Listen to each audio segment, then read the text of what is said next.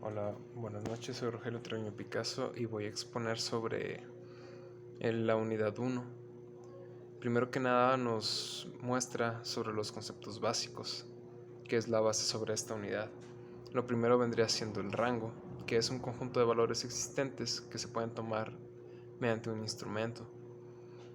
Uno de los ejemplos podría ser un termómetro, que tiene un rango desde menos 12 grados centígrados a 53 grados centígrados. Después tenemos la rangeabilidad y el alcance. Aunque pueden ser parecidos, no lo son. La rangeabilidad es la relación entre el valor máximo y un mínimo, mientras que el alcance es la diferencia entre estos dos valores. Por siguiente tenemos el error, que es una diferencia entre el valor leído y el valor real. Esto es muy sencillo, simplemente puede ser, volviendo al termómetro, podemos tener un valor de una temperatura ambiente de 25 grados centígrados y después de un cierto tiempo vuelves a medirlo con otro termómetro y te da una de 2 centígrados de diferencia. La exactitud, otro de los conceptos, es el grado con el cual un instrumento puede dar medidas. A veces se puede confundir con la precisión porque la precisión indica el grado con el cual el instrumento nos devolverá la misma medida bajo las mismas condiciones. Si tú quieres medir muchas veces una sola pieza con un vernier, por ejemplo, te puede dar un aproximado de 40.021, 40.022, 40.019. Esas milésimas que tiene diferencia es la precisión con la que se mide, y la exactitud es el grado con el cual un instrumento puede dar medidas. Por siguiente tenemos la histéresis, que es el máximo error cuando se hace una medición dos veces.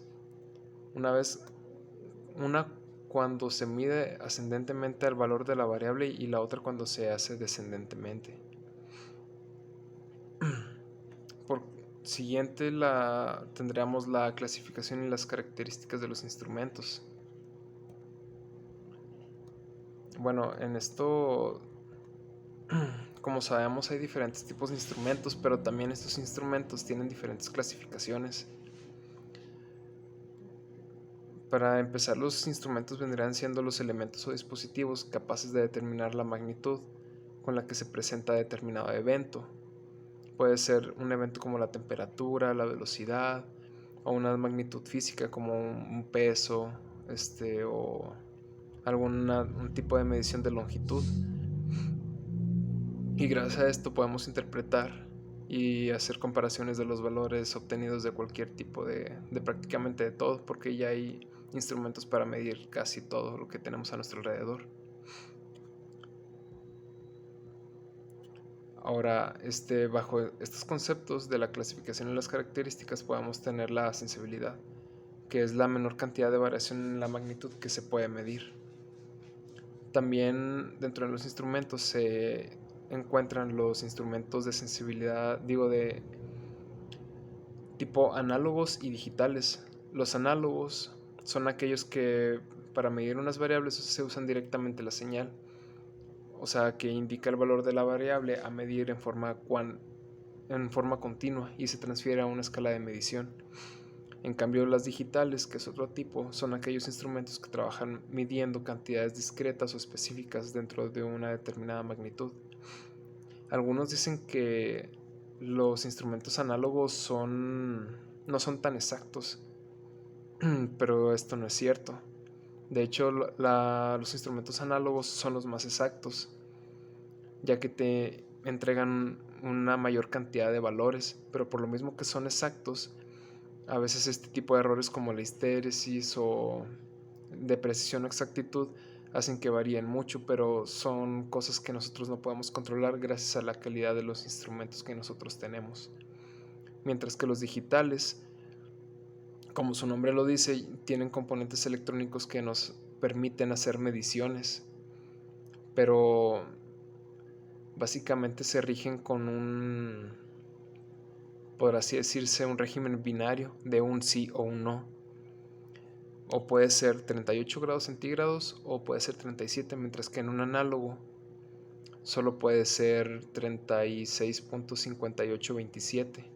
Y la variación que quieras hacer, la variación que va a existir mientras que quieras hacer otro tipo de medición en el mismo rango de tiempo puede variar por las condiciones a tu alrededor. Como siguiente tema tenemos la simbología y las normas ISA y SAMA en un sistema de unidades. La ISA sirve para la identificación de símbolos, de instrumentos y sistemas de instrumentación utilizados para la medición y el control, incluyendo símbolos y códigos de identificación, mientras que la SAMA es una simbología implementada en un diagrama que permite ubicar el instrumento y determinar el tipo de señales empleadas. Bueno, a causa de que no tengo por ahora el equipo necesario, no le puedo mostrar un ejemplo, pero investigando puedo obtener algunos ejemplos aquí en internet que muestran cómo un instrumento puede ser representado en un cierto tipo de diagrama y cómo se puede ser plasmado al momento de querer dar a conocer o interpretar algún tipo de movimiento. Existen varias normas y tipos de identificarlos, por así decirlo. En uno de los videos mostrados por usted nos enseñaba a un chavo explicándonos cómo podríamos leerlos de una tabla. Aunque no se identificaba muy bien, me puse a investigar y los elementos que mostraba no eran tan complicados, pero ni sencillos. Al parecer tienen un tipo de lenguaje característico, pero haciendo las investigaciones y algún tipo de estudio pude ver que se rigen principalmente por una simbología de letras y números. Las letras pueden significar de que B, bomba, o L, M, multímetro, B, voltímetro, A, amperímetro, con ciertas características diferentes dependiendo de la numeración. Los siguientes son los principios generales para la selección de la instrumentación. Los símbolos y los métodos de identificación proporcionales en esta norma son aplicables a todas las clases de medida del proceso e instrumentación de control. Aquí volvemos a lo anterior. Normalmente, si podemos poner el ejemplo de un manómetro, viene representado con ciertas simbologías, ciertos grados, como por ejemplo, en un manómetro puede ser de caudal o de presión. Tiene una zona adecuada de trabajo, una norma de fabricación, por ejemplo. En uno de los ejemplos que ven en el video menciona una EN837-1 o ASME 840.1. Estas identificaciones o características son brindadas por el proveedor para que así se puedan identificar en dónde pueden ser usadas y con qué fin y hasta qué tipo de características y ambientes pueden estar trabajando. Otra vendría siendo el nivel de seguridad y de fabricación S1, S2 y S3. Dependiendo de cada número, se le asigna la redundancia a un nivel de seguridad. Y aparte, también se puede mostrar la precisión del manómetro, que puede ser de 0.1, 0.25, 0.5, 1.0, 2.0, dependiendo del fabricante y de el cuidado o las características con las que haya sido hecho. Mientras que se vaya elevando la dificultad podría decirse la dificultad de hacer una medición, como por ejemplo altas temperaturas, alta presión, va cambiando la precisión del instrumento. Un instrumento para 35 kilopascales no puede medir lo mismo, o bueno, un ejemplo más sencillo, una báscula. Si quieres medir unidades muy pequeñas no puedes utilizar una de kilogramos, hay básculas para gramos o miligramos. Si tú la sobrecargas puedes descomponerla. En cambio, si tú pones pesos muy pequeños en una de kilogramos no los va a detectar, porque el rango de error es muy grande en una báscula pues grande y viceversa. Lo siguiente que nos muestra es la propagación del error.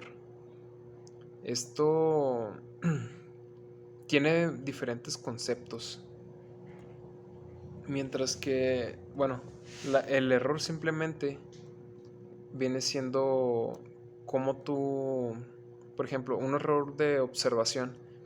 Si en un vernier marca una medida de 3 con un octavo, a la siguiente puede marcar de 3 con 124, aunque solo sea una milésima de pulgada, puede afectar a la medición.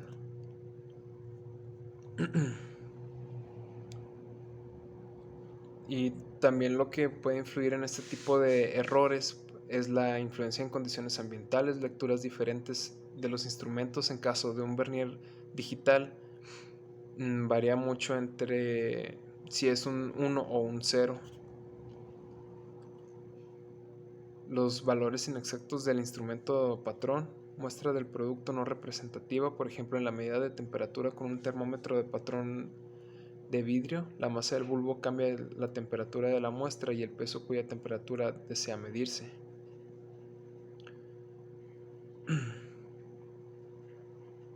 Otro de los problemas aquí podría ser la incertidumbre, que viene siendo, ¿cómo se podría decir? La diferencia que existe entre dos valores no es lo mismo que error. Viene siendo un concepto totalmente diferente, pero bueno, se va a ver sobre el camino. Otro de los datos que podría brindar es que no podría también tener sentido, hablando de error, considerar 100 milésimas, por ejemplo, de segundo, ya que existe la incertidumbre en las centésimas. Como regla general, la incertidumbre o errores se expresan como una sola cifra significativa. Muchos lo agregan como un más menos 0.03, no sé, milímetros o segundos en un instrumento de medición, ya sea de tiempo o de magnitudes.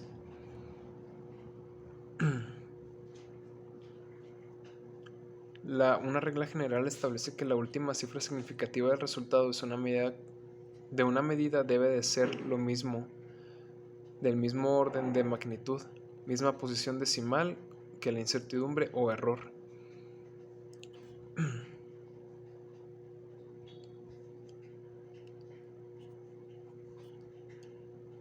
Bueno, también en uno de los libros de instrumentación industrial, se muestran varios ejemplos, por ejemplo, de ajuste de una recta a los pares de datos experimentales.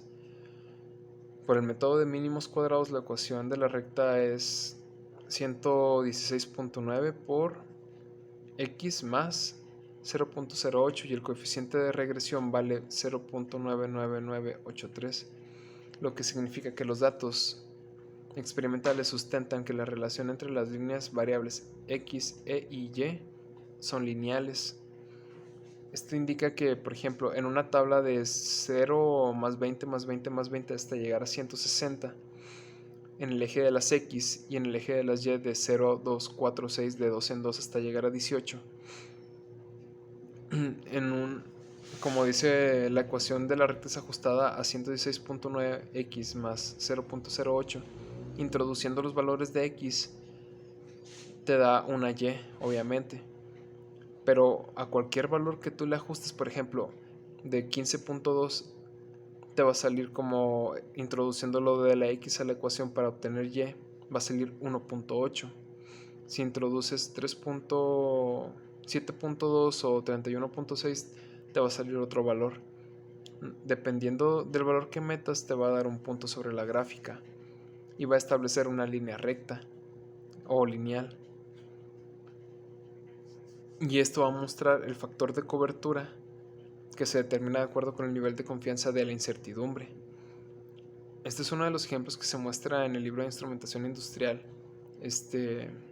y está sustentado y incluido en uno de mis trabajos, en el cual está explicado, pero como son muchos datos, sería muy tedioso mencionarlos, tanto como usted como para mí. Pero aquí muestra básicamente y en resumidas cuentas un nivel de confianza de 95.45 en un instrumento con los datos ingresados y obtenidos. Y bueno, en conclusión, no se pueden obtener valores exactos ya que existen instrumentos con un menor o mayor error que otro. Siempre va a existir una variación debido a circunstancias o factores que no están sujetas a nosotros muchas de las veces. Además afirmamos que aquel instrumento que posee menor error sistemático es el error del error es menor. Por otro lado, también existen medidas que se hicieron sin medidas de instrumentos convencionales, por ejemplo, utilizados por algunas culturas antiguas. A lo que me refiero es que desde siempre ha existido la necesidad de tener algún instrumento de medición o algo para comparar y tener alguna manera de corroborar que lo que estamos haciendo esté correctamente medido. Por ejemplo, antes se utilizaban medidas en base a tiempo que salía el agua, comparaban el peso de piedras con fruta, etcétera, etcétera. Las referencias que yo utilicé para este tipo de trabajo fue el PALAS, AR, sensores y acondicionadores de señal, y Creus Solé Antonio, en edición español publicada por Marcombo. Y la de Anderson, instrumentación para procesos de instrumentos de medición y control, Foxbro. De antemano le agradezco la atención, ingeniero, y que tenga buenas noches.